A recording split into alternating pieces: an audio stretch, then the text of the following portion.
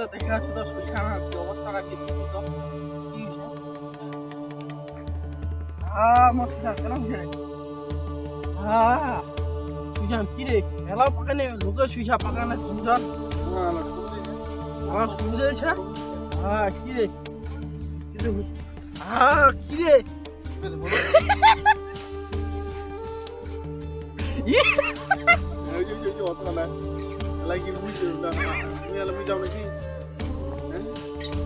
বরকাদা কি হয়েছে তোর এতবারে হাসিছে কেন